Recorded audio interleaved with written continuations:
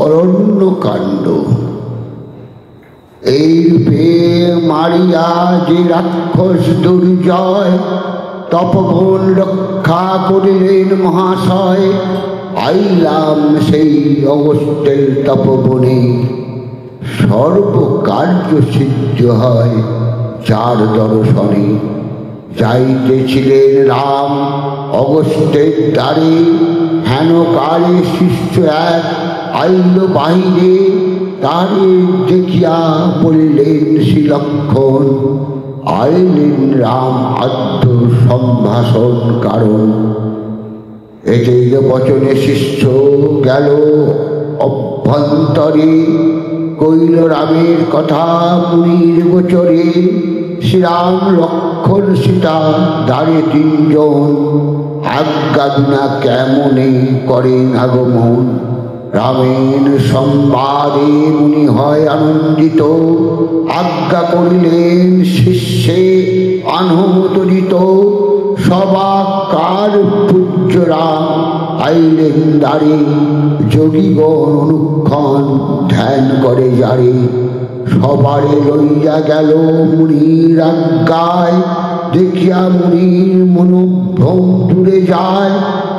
অগস্ত্যা বলে কি অপূর্ব দর্শন, অগস্ত্যের চরণ বন্ধনে তিনজন।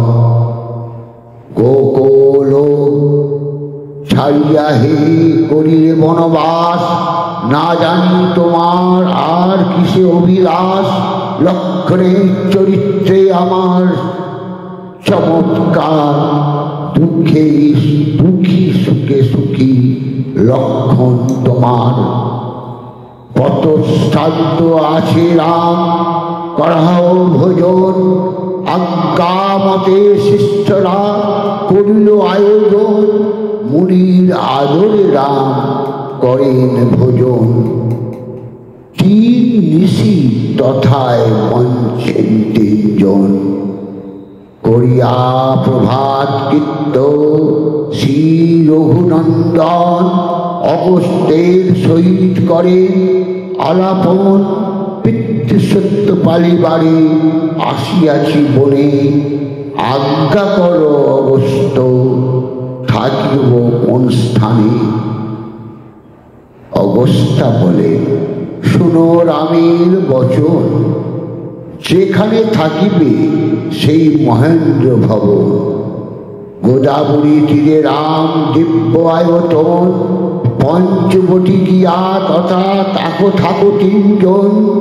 দিব্য ধনুর বাণ বিশ্বকর্মার নির্মাণ, রামের অগস্ত্যমণি করিলেন দান। নানা আভরণ আর সোনার টোপর, বহুরত্ন দিয়া মুনি করেন আদর। অগস্ত্যস্থানে রাম হইয়া বিদায়, চলেন দক্ষিণে সীতা লক্ষণ সহায়। জটায়ু নামেতে পক্ষী সে দেশে বসতি, পাইয়া রামের বার্তা আসে শীঘ্রগতি। শ্রীরামের সম্মুখ হইয়া উপস্থিত, আপনার পরিচয় দেয় যথাচিত। জটায়ু আমার নাম গরুর নন্দন, তোমার বাপের মিত্র আমি পুরাতন। পক্ষীরাজ সম্পত্তি আমার ছোট ভাই, আরো পরিচয় রাম তোমারে জানাই।